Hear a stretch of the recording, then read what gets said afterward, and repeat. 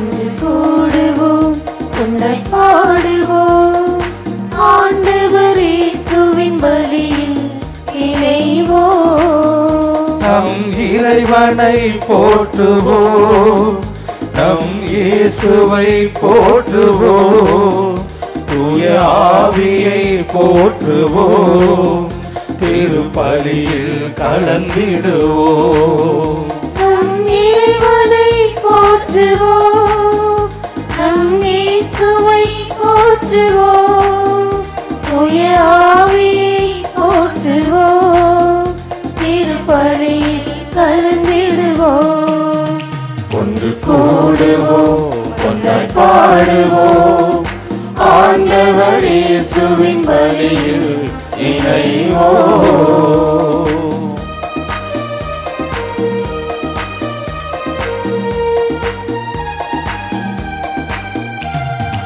இரக்கத்தை பொழிந்து பாவத்தை போக்கும் மன்னிப்பு வழிபாடு.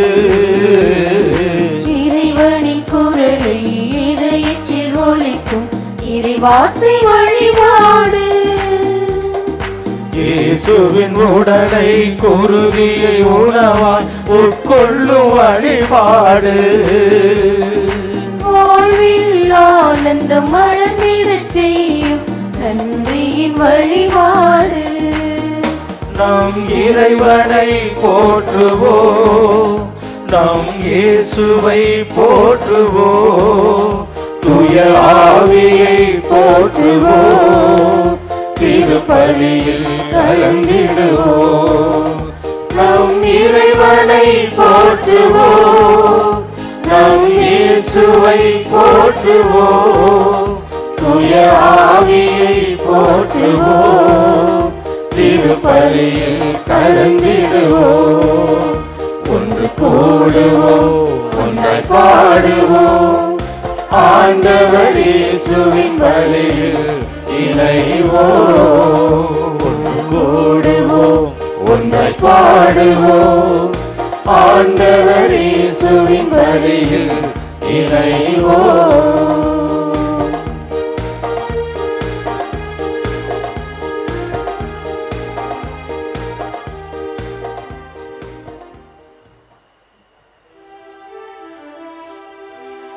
பிதாசுதன் பரிசுத்தாவியின் பெயராலே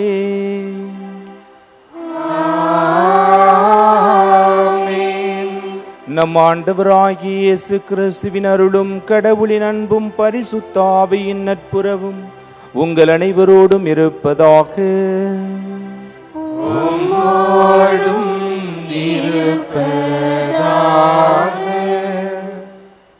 இயேசு கிறிஸ்துவில் அன்பார்ந்த சகோதர சகோதரிகளே, இன்றைய நற்செய்தியிலே ஆண்டவர் இயேசு கிறிஸ்து உன் சகோதரன் உனக்கு எதிராக குற்றம் புரிந்தால் அவனை கடிந்து கொள், மேலும் அவன் உன்னிடம் வந்து என்னை மன்னித்து விடு என்று சொன்னால், மனம் வருந்தினால் அவனை மன்னித்து விடு என்று கூறுகின்றார். ஒரே நாளில் உன் சகோதரன் உனக்கு எதிராக 7 முறை குற்றம் புரிந்து மனம் வருந்தினாலும் 7 முறையும் நீ மன்னிக்க வேண்டும் என்று குறிப்பிடுகின்றார். ஆண்டவர் இயேசு கிறிஸ்து இந்த நற்செய்தியின் வழியாக நாம் அனைவருமே மன்னிப்பின் மகத்துவத்தை உணர வேண்டும், மாண்பினை உணர வேண்டும் என்பதனை அறிவுறுத்துகின்றார். கிறிஸ்தவ வாழ்வின் அடிப்படை தத்துவம் மன்னிப்பு. நாம் பிறரை மன்னித்து ஏற்றுக்கொள்ளுகின்ற பொழுது கடவுள் நம்மையும் ஏற்றுக்கொள்ளுகின்றார். இந்த மன்னிப்பின் வழியாக இறைவன் நமக்கு மகிழ்ச்சியை அளிக்கின்றார். இன்று நாம் புனித லியோ அவர்களுடைய திருநாளை கொண்டாடுகின்றோம். திருத்தந்தையான அவர் தன்னுடைய அர்ப்பணிப்பு வாழ்வினால் இந்த திருச்சபைக்கு தன்னுடைய உழைப்பை கொடுத்திருக்கின்றார். விசுவாசம் வளர அவர் உழைத்திருக்கின்றார். அவரும் இந்த மன்னிப்பின் மகத்துவத்தை உணர்ந்தவராக ஆயராக பணியாற்றி இருக்கின்றார். எனவே அவரின் வழியாகவும் இறைவன் மன்னிக்கும் வரத்தை நமக்கு அருளுமாறு இந்த திருப்பலியிலே சிறப்பான விதத்திலே மன்றாடுவோம். அன்னையின் வழியாக நம் அனைவரையும் ஒப்பு கொடுத்து இந்த திருப்பலியிலே அன்னை நம்மை ஆசிர்வதிக்க வேண்டும் என்றும் ஜெபிப்போம். இன்றைய நாளில் ஒளிபரப்பிற்கு உதவி செய்த நன்கொடையாளர்களின் குடும்பங்களையும் இந்த ஒளிபரப்பை காணுகின்ற அனைத்து அன்னையின் பக்தர்களையும் ஆசிர்வதிக்க வேண்டுமென இந்த திருப்பலியில் மன்றாடுவோம். Let us in a very special way pray for the sponsors of the live mass and the devotees watching the same. இந்த திருப்பலி தகுந்த முறையில் ஒப்புக் கொடுக்க நம்முடைய குற்றம் குறைகளை ஏற்று மனம் வருந்தி இறைவனிடம் மன்னிப்பு கேட்போம்.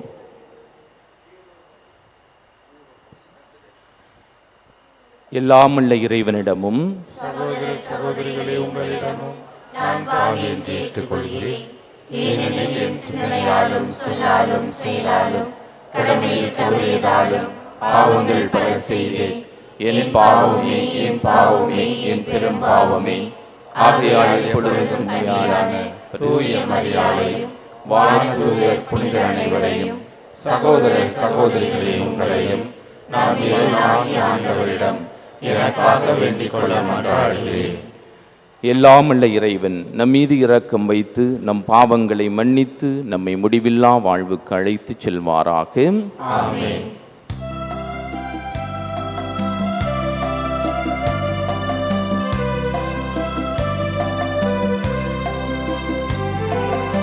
ஆண்டவரே ஆண்டவரே இரக்கமாயிரும்.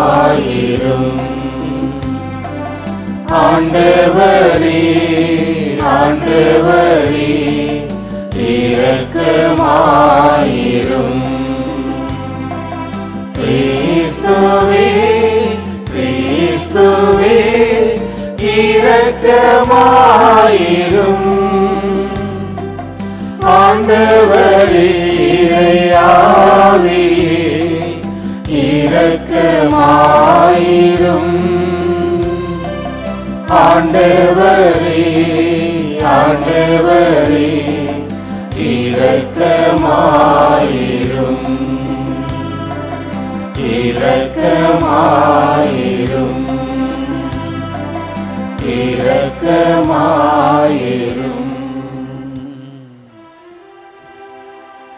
ஜெபிப்போமாக. அனைத்தையும் அமைத்தாளும் இறைவா, அப்போஸ்தலர்களின் விசுவாசம் என்னும் பாறை மீது உம்முடைய திருச்சபை கட்டப்பட வேண்டும் என்னும் உமது திட்டத்தையும் நரகத்தின் வாயில்கள் ஒருபோதும் அதனை மேற்கொள்ளா என்ற உமது வாக்குறுதியையும் உணர்ந்து மன நிறைவுடன் உம்மை போற்றுகின்றோம். தலைமையாயரான புனிதலையோ பரிந்து பேசுவதாலும் அவரை போல் உண்மை விசுவாசத்தை பேணி வளர்க்க நாங்கள் அன்புடனும் உழைப்பதாலும் திருச்சபை உண்மையில் நிலைத்து நின்று நீடித்த அமைதியும் அருட்காவலும் பெற செய்தருளும். உம்மோடு பரிசுத்த ஆவியின் ஒன்றிப்பில் இறைவனாய் என்றென்றும் வாழ்ந்து ஆட்சி செய்கின்ற எங்கள் ஆண்டவரும் உம் திருமகனுமாகிய கிறிஸ்து வழியாக உம்மை மன்றாடுகின்றோம்.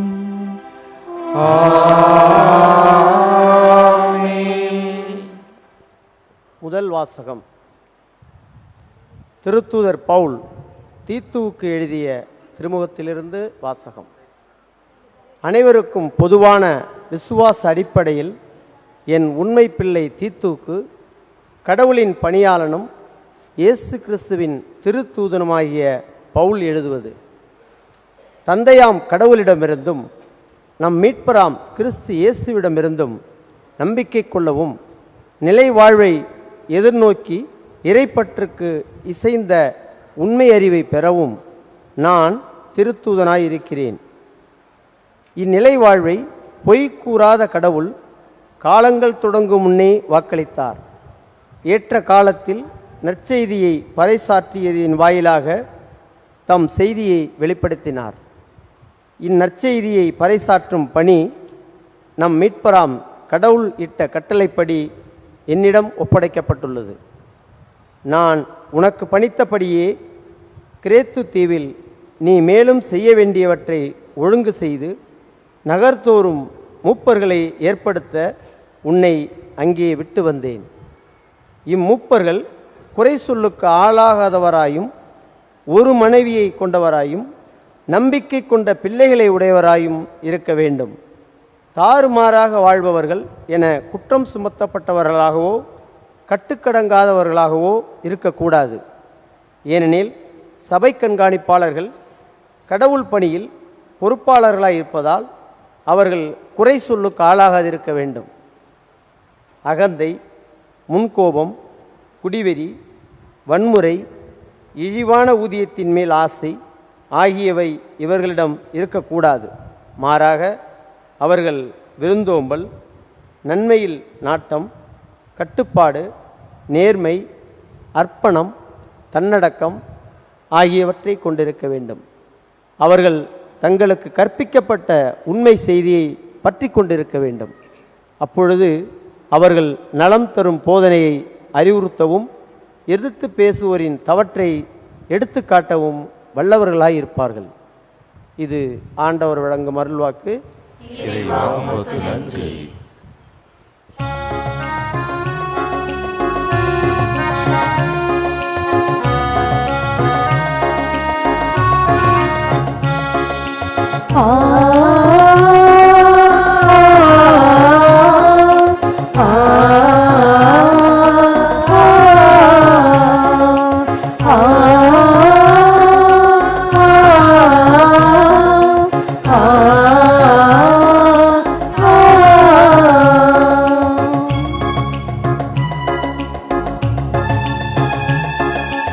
ஆண்டவரே, என் ஆண்டவரே, அகமனம் வாழ்பவரே, அமைதியில் என்னை நடத்தும், என்னை பயன்படுத்தும். அமைதியில் என்னை நடத்தும், என்னை பயன்படுத்தும். ஆண்டவரே, என் ஆண்டவரே, அகமனம் வாழ்பவரே,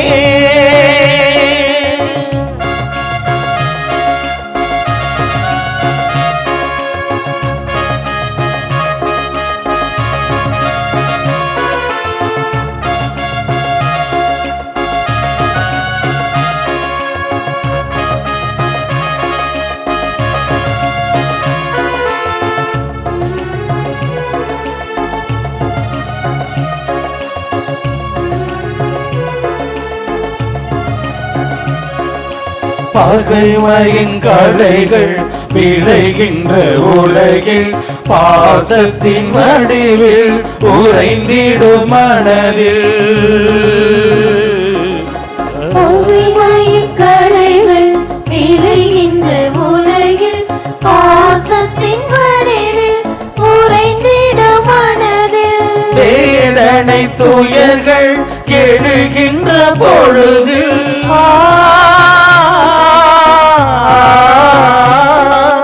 வேதனை துயர்கள் எழுகின்ற பொழுதில் மன்னிக்கும் மனம் தருவாய், மன்னிக்கும் மனம் தருவாய். மெய்மை வளர்ந்திட பொய்மை அகன்றிட நம்பிக்கை என்னில் அருள்வாய். சுயநலம் கலைந்து இறைமையில் அடைந்து அமைதியில் வளரச் செய்வாய், அமைதியில் வளரச் செய்வாய், அமைதியில் வளரச் செய்வாய். ஆண்டவரே, என் ஆண்டவரே, அகமனம் வாழ்பவரே, அமைதியில் என்னை நடத்தும், என்னை பயன்படுத்தும். அமைதியில் என்னை நடத்தும், என்னை பயன்படுத்தும். ஆண்டவரே, என் ஆண்டவரே, அகமனம் வாழ்பவரே.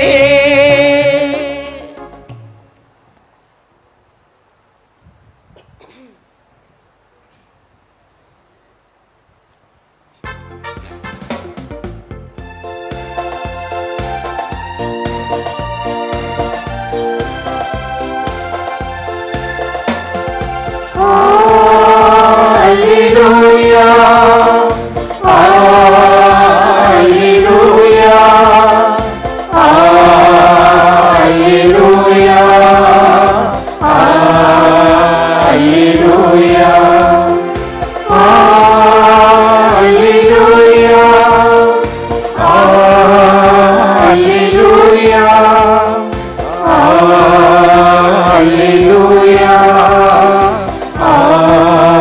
அல்லேலூயா. வாழ்வின் வார்த்தையை பற்றி கொள்ளுங்கள்,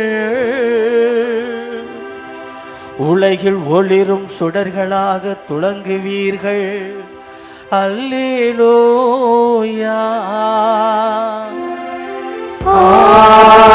அல்லேலூயா அல்லேலூயா அல்லேலூயா அல்லேலூயா. ஆண்டவர் உங்களோடு இருப்பாராக. உம்மோடும் இருப்பாராக. லூக்கா எழுதிய நற்செய்தியிலிருந்து வாசகம். ஆண்டவரே உமக்கு மகிமை. பிரிவு 17 திருச்சொற்றர்கள் 1 முதல் 6 முடிய. அக்காலத்தில் இயேசு தம் சீடரை நோக்கி கூறியது, பாவச் சோதனை வருவதை தவிர்க்க முடியாது, ஆனால் ஐயோ அதற்கு காரணமாய் இருப்பவருக்கு கேடு.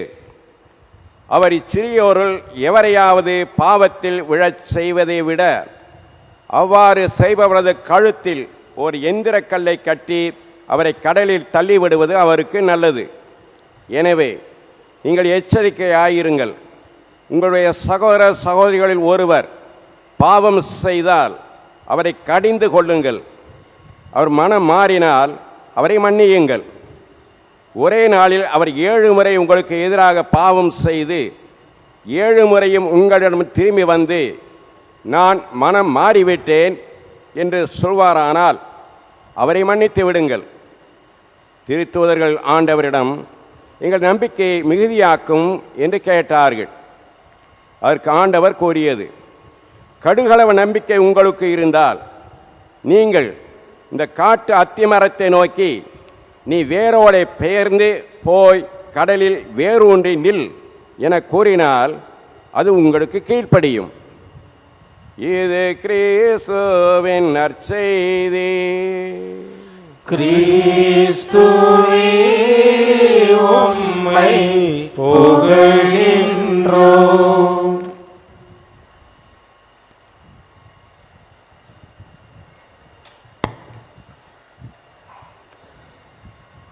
இயேசு கிறிஸ்துவில் அன்பார்ந்த சகோதர சகோதரிகளே, ஒரு மிகப்பெரிய மகான் அவர் ஊர் ஊராகச் சென்று கடவுளை பற்றி போதித்துக் கொண்டிருந்தார். அவ்வாறு ஒரு ஊரிலே போதித்துவிட்டு அமர்ந்திருந்த பொழுது அந்த ஊர் மக்கள் அனைவருமே வரிசையாக வந்து அவரிடம் ஆசீர் பெற்றச் செல்ல வேண்டும் என்று விரும்பினார்கள். அவ்வாறு அவர்கள் வரிசையாக வந்து அவரிடம் ஆசி பெற்று சென்று கொண்டிருந்தார்கள். அந்த வரிசையிலே மிகப்பெரிய ஒரு முரடன், ஒரு போக்கிரி அந்த ஊரிலே அவனும் நின்று கொண்டிருந்தான். மற்றவர்களுக்கு ஆச்சரியம் இருந்த போதிலும் எல்லோரும் ஆசீர் பெற்று சென்று கொண்டிருந்த அந்த வேளையிலே அவனும் அந்த பெரிய மகான் அருகில் சென்றான். அவன் ஆசி பெறுவான் என்று அவர்கள் நினைத்து கொண்டிருந்த வேளையிலே திடீரென்று அவருடைய முகத்திலே காரி உமிழ்ந்தான். அப்பொழுது அந்த மகான் எவ்வித சலனமும் இன்றி அமைதியாக, மகனே, நீ ஏதாவது சொல்ல விரும்புகிறாயா என்று அவனை பார்த்து கேட்டார். அவனுக்கு கொஞ்சம் சங்கடமாகவே இருந்தது. அவன் எதுவும் பேசவில்லை, திரும்பி வீட்டிற்கு சென்று விட்டான். அன்று இரவு அவனுக்கு தூக்கம் வரவில்லை. ஏதோ மிகப்பெரிய தவறு ஒன்றை தான் இழைத்து விட்டதாக உணர்ந்தான். மறுநாள் காலையிலே எழுந்து அந்த மகானிடம் வந்து அவருடைய காலிலே விழுந்து, என்னை மன்னித்து விடுங்கள், நான் தவறு செய்து விட்டேன் என்று சொன்னான். அப்பொழுது அந்த மகான் அமைதியாக சொன்னார், துப்பிய மனிதனும் எங்கு இல்லை, துப்பப்பட்ட மனிதனும் எங்கு இல்லை. யார் யாரை மன்னிப்பது? நான் உன்னை அப்பொழுதே மன்னித்து விட்டேன் என்று சொன்னார். ஆம், இயேசு கிறிஸ்துவின் அன்பார்ந்த சகோதர சகோதரிகளே, மன்னிப்பதும் மறப்பதும் மனித இயல்பாக மாறுகின்ற பொழுது மனித வாழ்வு மாண்புறுகின்றது, மகத்துவம் அடைகின்றது, மகிழ்ச்சியை கண்டடைகின்றது. இதைத்தான் இன்றைய நற்செய்தியிலே ஆண்டவர் இயேசு கிறிஸ்து நமக்கு தெளிவாக சுட்டி காட்டுகின்றார். உன் சகோதரன் உனக்கு எதிராக குற்றம் செய்தால் அவனை கடிந்து கொள். அவன் உன்னிடம் திரும்பி வந்து மனம் வருந்துகிறேன் என்று சொன்னால் அவனை நீ மன்னித்து விடு என்று சொல்லுகின்றார். மேலும் ஆண்டவர் இயேசு கிறிஸ்து ஒரே நாளில் உன் சகோதரன் உனக்கு எதிராக 7 முறை குற்றம் புரிந்து 7 முறையும் வந்து என்னை மன்னித்து விடு, நான் மனம் வருந்துகிறேன் என்று சொன்னால் நீ 7 முறையும் அவனை மன்னிக்க வேண்டும் என்று ஆண்டவர் இயேசு கிறிஸ்து குறிப்பிடுகின்றார். ஆம், இயேசு கிறிஸ்துவின் அன்பார்ந்தவர்களே, கிறிஸ்தவ வாழ்வின் அடிப்படை தத்துவம் இந்த மன்னிப்பில் தான் அடங்கி இருக்கின்றது. இந்த மன்னிப்பு என்னும் அந்த மகத்துவத்தை, மன்னிப்பில் இருக்கின்ற அந்த மகத்துவத்தை நாம் உணர்ந்து கொள்ளுகின்ற பொழுது நாமும் அந்த இறை செயல்களிலே ஈடுபடுகின்றோம். இந்த நற்செய்தியை நாம் விவிலிய பின்னணியிலே, அந்த நற்செய்தியின் பின்னணியிலே நாம் சற்று சிந்தித்து பார்க்கின்ற பொழுது அதனுடைய உண்மையான பொருள் என்ன என்பது நமக்கு தெளிவாக விளங்கும். இன்றைய நற்செய்தியிலே ஆண்டவர் இயேசு கிறிஸ்து தன்னுடைய சீடர்களுக்கு பலவிதமான அறிவுரைகளை சொல்லுகின்றார். ஏனென்றால் அவர்கள் இந்த உலகத்திலே வாழப்போகின்றார்கள். இந்த வாழ்க்கையிலே அவர்கள் சந்திக்க வேண்டியது நிறைய இருக்கின்றது. ஆகையால் தான் ஒரு சில அறிவுரைகளை ஆண்டவர் இயேசு கிறிஸ்து தன்னுடைய சீடர்களுக்கு வழங்குகின்றார். இந்த உலகத்திலே நீங்கள் யாருக்கும் இடரல் இல்லாமல் பார்த்து கொள்ளுங்கள். ஏனென்றால் இந்த உலகம் உண்மையும் நிறைந்தது, பொய்மையும் நிறைந்தது, நீதியும் நிறைந்தது, அநீதியும் நிறைந்தது, தீய சக்திகளும் நல்ல சக்திகளும் தான் இந்த உலகத்தை ஆட்சி செய்து கொண்டிருக்கின்றன. இந்த வேளையிலே நீங்கள் இறைவனை பற்றி எடுத்துச் சொல்லுகின்ற பொழுது உங்களுடைய வாழ்வு மற்றவர்களுக்கு இடரல் இல்லாமல் பார்த்து கொள்ளுங்கள் என்பதை ஆண்டவர் இயேசு கிறிஸ்து தன்னுடைய சீடர்களுக்கு அறிவுரையாக வழங்குகின்றார். ஏனென்றால் ஒரு மனித வாழ்க்கையிலே இடரல்கள் வருகின்ற பொழுது நிச்சயமாக உறவுகள் பாதிக்கப்படுகின்றன, மனக்கசப்பு உருவாகின்றது, கோப வெறி உண்டாகின்றது, கொலை வெறி உண்டாகின்றது. இதனால் மன்னிக்கின்ற அந்த மனப்பக்குவத்தை நாம் இழந்து விடுகின்றோம்.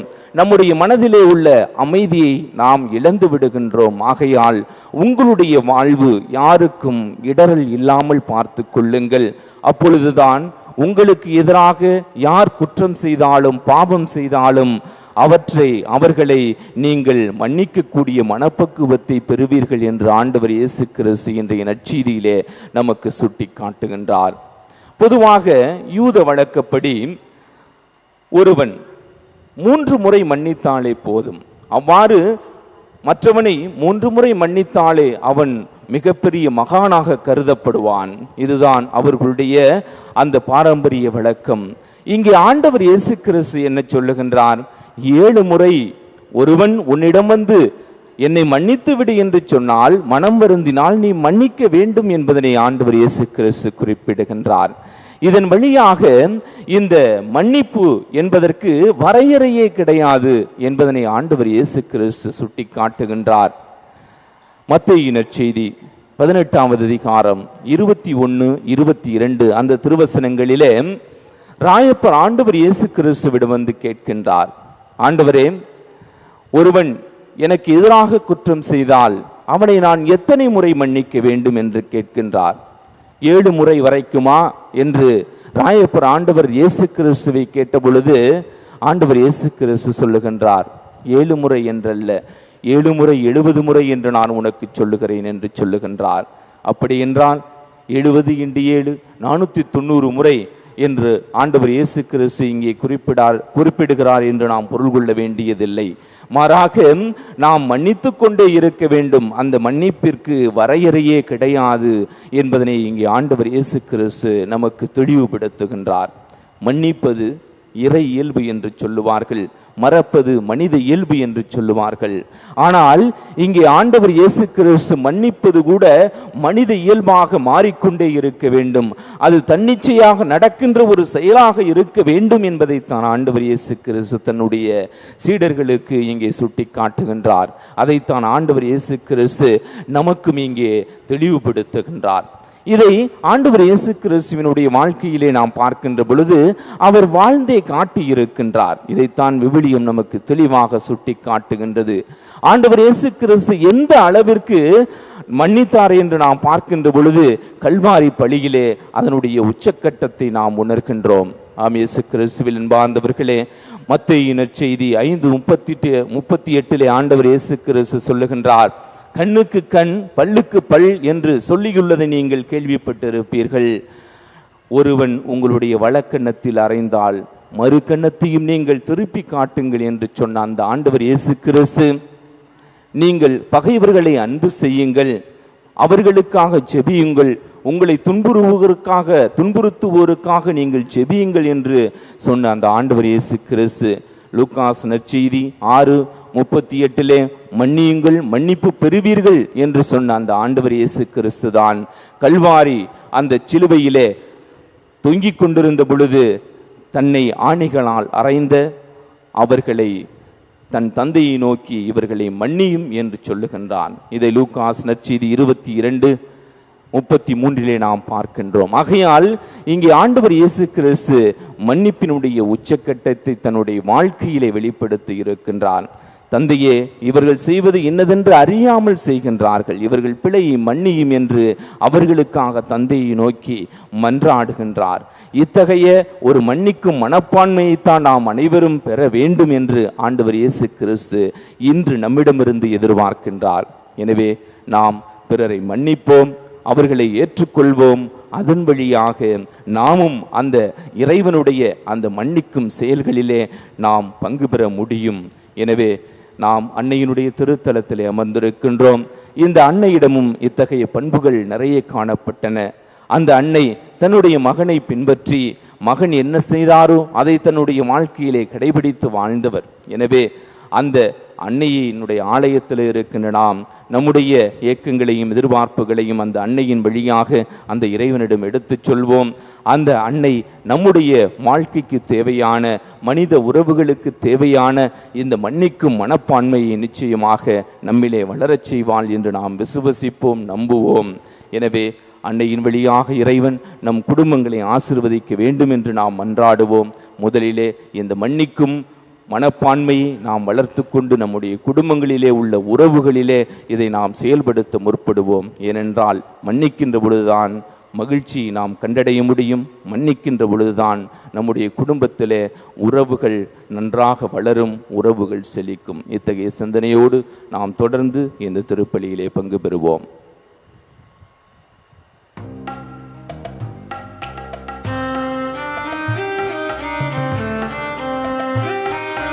அன்பின் பலியாயிருப்பாய், உம்மை அணுகிடும் எளியவர் வேண்டுதல் கேட்பாய். அன்பின் பலியாயிருப்பாய், உம்மை அணுகிடும் எளியவர் வேண்டுதல் கேட்பாய். அன்பின் பலியாயிருப்பாய், புண்படும் மனதில் துயர் தீர்ப்பாய், புண்படும் மனதினில் துயர் தீர்ப்பாய். எம்மை புண்ணிய வாழ்வில் நிலை பெற செய்வாய். அன்பின் பலியாயிருப்பாய், உம்மை அணுகிடும் எளியவர் வேண்டுதல் கேட்பாய். அன்பின் பலியாயிருப்பாய். அன்பார்ந்தவர்களே, நாம் அனைவரும் சேர்ந்து ஒப்புக் கொடுக்கும் இந்த திருப்பலி எல்லாம் அல்ல தந்தையாகிய இறைவனுக்கு ஏற்றதாகும்படி ஜெபிப்போம். ஆண்டவர் தம் திருப்பெயரின் புகழ்ச்சிக்காகவும் மகிமைக்காகவும் நமது நன்மைக்காகவும் நமது பரிசுத்த திருச்சபையின் அனைத்து நலன்களுக்காகவும் உமது கையில் திருப்பலி ஏற்றுக்கொள்வாராக. ஒளியாம் இறைவான் திருத்தந்தை புனித லியோவின் விழாவில் நாங்கள் ஒப்பு கொடுக்கும் இக்காணிக்கைகளை ஏற்று உமது திருச்சபையை உண்மையின் ஒளியில் நடத்தியருளும். இதனால் உமது மந்தையின் நல்வாழ்வு எங்கும் செழித்தோங்குவதாக.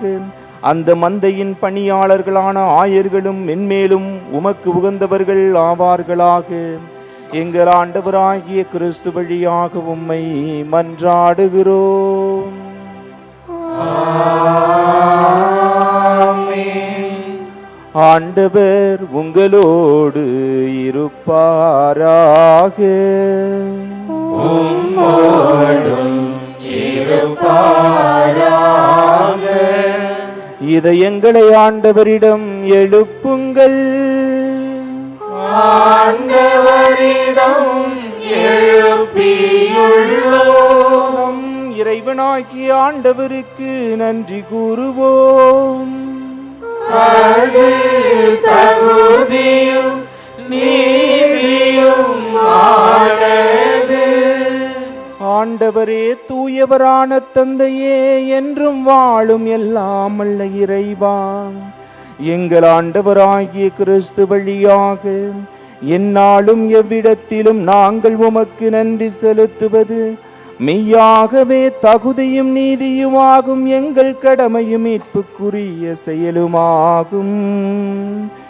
ஏனெனில் உமது திருச்சபை புனிதலையோ உடைய திருவிழாவை மகிழ்ச்சியுடன் கொண்டாடும் போது அவருடைய நல்வாழ்வின் எடுத்துக்காட்டால் மனத்திடமும் வாய்மொழியால் விசுவாச போதனையும் உருக்கமான வேண்டுதலால் அருட்காவலும் நாங்கள் பெற வேண்டும் என திருவுளமானீர்.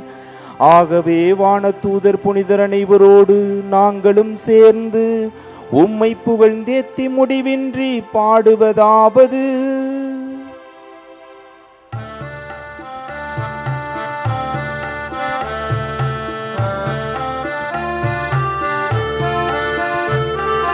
தூயவர் தூயவர் தூயவர்,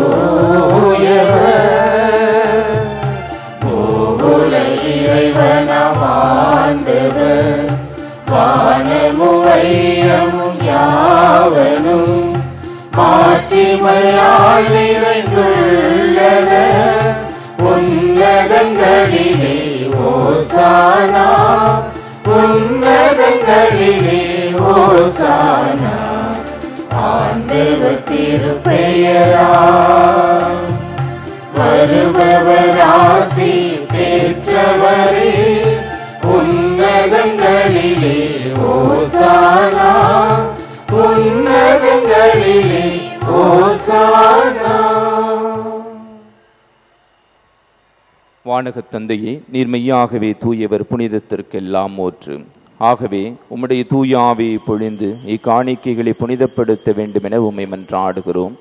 இவ்வாறு எங்கள் ஆண்டவர் இயேசு கிறிஸ்துவின் உடலும் இரத்தமுமாக எங்களுக்கு இவை மாறுவனவாக. அவர் பாடுபட மனமு வந்து தம்மை கையளித்த போது அப்பத்தை எடுத்து நன்றி செலுத்தி அதை பிட்டு தம் சீடர்களுக்கு அளித்து கூறியதாவது: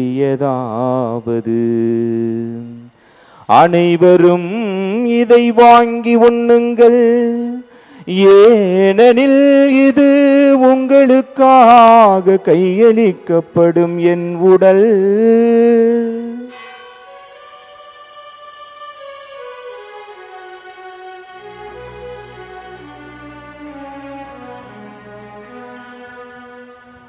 அவ்வண்ணமே உணவருந்திய பின் கிண்ணத்தை எடுத்து நன்றி செலுத்தி தம் சீடர்களுக்கு அளித்து அவர் கூறியதாவது: அனைவரும் இதை வாங்கி பருகுங்கள், ஏனெனில் இது புதிய நித்திய உடன்படிக்கைக்கான என் இரத்தம். இது பாவ மன்னிப்புக்கென்று உங்களுக்காகவும் எல்லாருக்காகவும் சிந்தப்படும். இதை என் நினைவாக செய்யுங்கள்.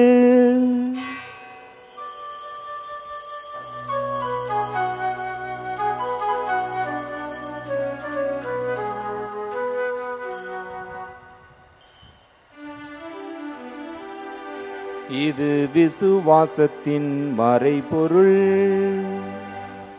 ஆண்டவரே, தேவரீர் வருமளவும் உமது மரணத்தை அறிக்கையிடுகின்றோம். உமது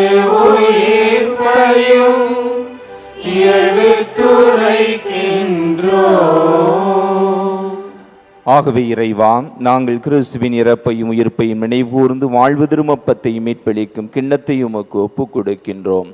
உம் திருமுன் நின்று ஊழியம் புரிய தகுந்தவர்களின் எங்களை ஏற்றுக்கொண்டீர். எனவே உமக்கு நன்றி செலுத்துகின்றோம். மேலும் கிறிஸ்துவின் உடலிலும் இரத்தத்திலும் பங்கு கொள்ளும் எங்களை தூய ஆவி ஒன்று சேர்க்க வேண்டுமென உம்மை தாழ்மையுடன் மன்றாடுகின்றோம். இறைவா, உலகெங்கும் வரவிருக்கும் திருச்சபையை சிறப்பாக திருத்தந்தை பிரான்சிஸ், ஆயர் தேவதாஸ் அம்பரோஸ், ஏனைய ஆயர்கள், திருப்பணியாளர்கள், துறவியர், பெற்றோர், பொதுநிலையினர், பெற்றோர், உற்றார், உறவினர், உபகாரிகள், நண்பர்கள், கைம்பெண்கள், அனாதைகள், ஏழைகள், அகதிகள், பிணியாளிகள், பாவிகள், பள்ளியில் பங்கெடுக்கும் அடியார்கள், நாங்கள் யார் யாருக்காக வேண்டிக் அனைவரையும் விசுவாசத்திலும் அன்பிலும் நிறைவரச் செய்தருளும். உயிர்த்தெழும் நம்பிக்கையுடன் இறந்து போன எங்கள் சகோதர சகோதரிகளையும் இறந்தார் அனைவரை நினைவு கூர்ந்து ஒளிமிக்கவும் திருமுன் ஏற்றுக்கொள்ளும். எங்கள் அனைவர் மீதும் இரக்கமாயிரும். இறைவனின் கன்னித்தாயார மாட்சிமிக்க மரியாள், கணவர் புனித யோசேப்பு, புனித அப்போஸ்தலர், இன்று நாங்கள் கொண்டாடும் புனித லேயோ, இவளுக்கு உகந்தவராய் இந்த புனிதர் அனைவருடனும் நாங்கள் நிலையான வாழ்வை தோழமை கொண்டு திருமகன் இயேசு கிறிஸ்து வழியாக புகழ்ந்தேற்றும் வரமருளாமை மன்றாடுகின்றோம்.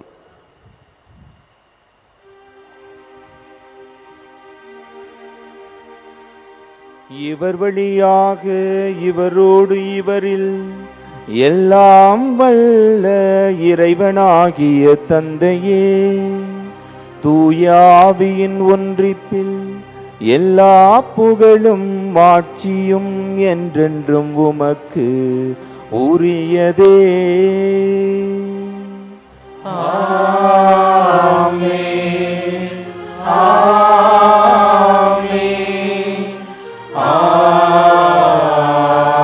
ஆமென். கடவுளை நம் தந்தையின் அழைக்கு இயேசு நமக்கு கற்பித்தார். எனவே பிள்ளைகளுக்குரிய பாசத்தோடு மன்றாடுவோம். பரலோகத்தில் இருக்கிற எங்கள் பிதாவே, உம்முடைய நாமம் அர்ச்சிக்கப்படுவதாக. உம்முடைய ராஜ்யம் வருக. உம்முடைய சித்தம் பரலோகத்தில் செய்யப்படுவது போல உலகத்திலும் செய்யப்படுவதாக. எங்கள் அனுதின உணவை எங்களுக்கு இன்று அளித்தருளும். எங்களுக்கு தீமை செய்தவர்களை நாங்கள் பொறுப்பது போல எங்கள் பாவங்களை பொறுத்தருளும்.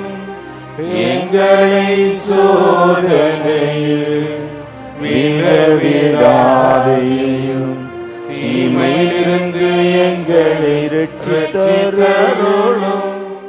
ஆண்டவரே, தீமை அனைத்திலும் இருந்தும் எங்களை விடுவித்து எங்கள் வாழ்நாளில் அமைதி கனிவுடன் அருள உம்மை மன்றாடுகிறோம்.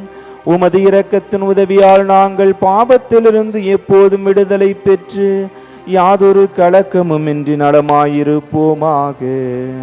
நாங்கள் நம்பியிருக்கும் பேரின்ப வாழ்வையும் எம் மீட்பராகிய இயேசு கிறிஸ்துவின் வருகையும் மகிழ்ச்சியுடன் எதிர்பார்த்திருக்கின்றோம்.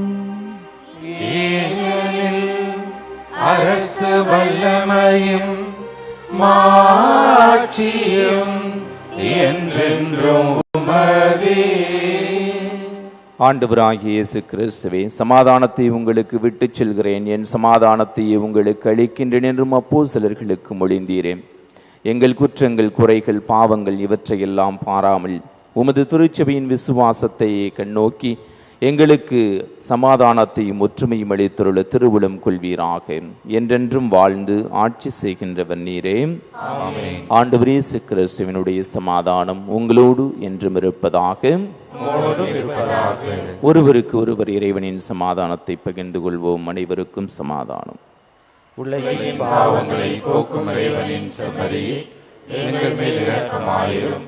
உலகின் பாவங்களை போக்கும் இறைவனின் செம்மறியே, எங்கள் மேல் இரக்கமாயிரும். உலகின் பாவங்களை போக்கும் இறைவனின் செம்மறியே, எங்களுக்கு சமாதானத்தை தந்தருளும். இதோ ஆண்டவர் இயேசு கிறிஸ்து, இவரே உலகின் பாவங்களை போக்குகின்ற செம்மறி. மன்னிப்பதன் வழியாக நமக்கு மன்னிப்பு உண்டு என்பதனை தெளிவுபடுத்துகின்றவர் இவரே. இதோ நாம் அனைவரும் முடிவில்லாத வாழ்வு பெற வேண்டும் என்பதற்காக இந்த திருப்பலியின் வழியாக தன்னுடைய உடலை நமக்கு உணவாக தருகின்றார். இவர் தருகின்ற இந்த திருவிருந்திற்கு அழைக்கப்பெற்ற நாம் அனைவரும் பேறு பெற்றோர். நான் தகுதியற்றவன், ஆனால் ஒரு வார்த்தை மட்டும் சொல்லியருளும், எனது ஆன்மா குணமடையும்.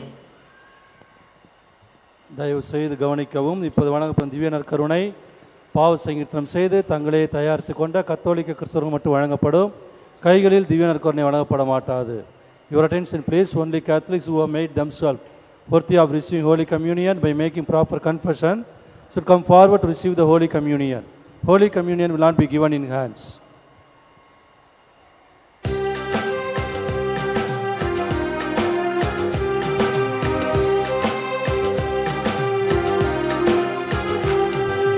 எந்தன் நெஞ்சில் வாழும் என் இயேசுவே, சொந்தம் நீயே என்றும் என் நாதனே.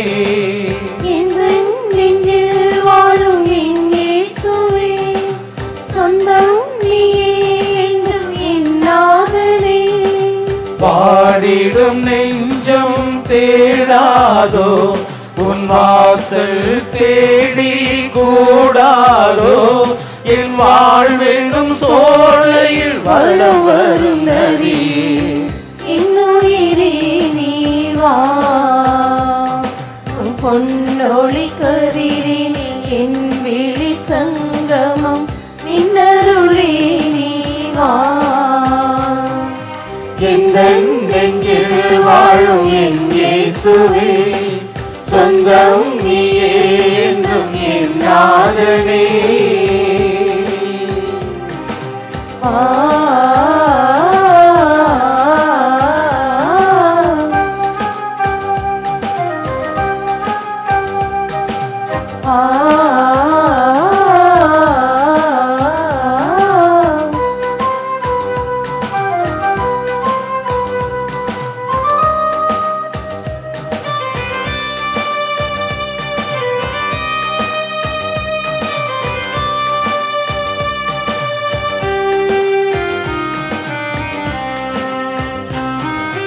உயிர் மூச்சு நீயே, உன்னை நானும் மறவே, உன்னோடு உறவாட தினம் தேடினே.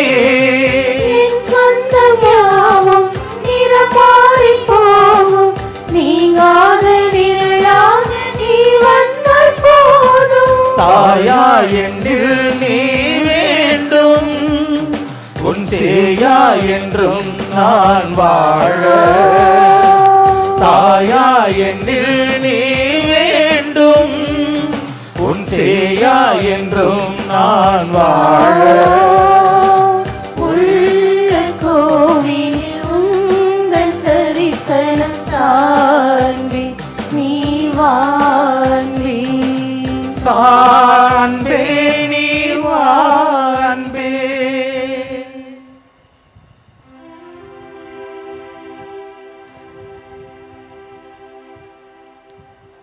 ஜெபிப்போமாக.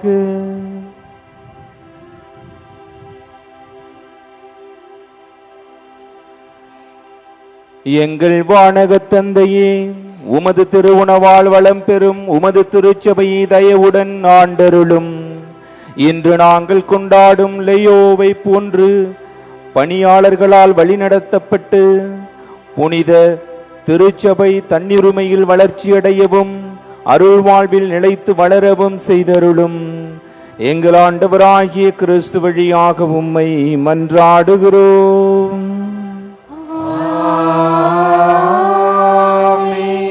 ஆண்டவர் உங்களோடு இருப்பாராக. உம்மோடும் இருப்பாராக. எல்லாம் வல்ல இறைவன் பிதா சுதன் பரிசுத்தாவி உங்கள் அனைவரையும் ஆசீர்வதிப்பாராக.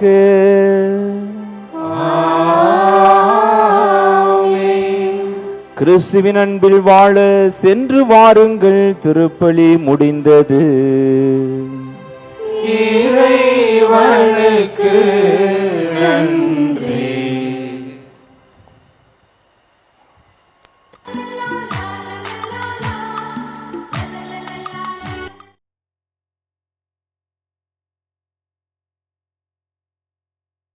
மறவோம்.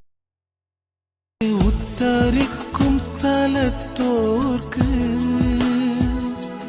ஓயாத்தன்றமும் ஆதரவும் நீ, ஓயாத்தன்றமும் ஆதரவும் நீ.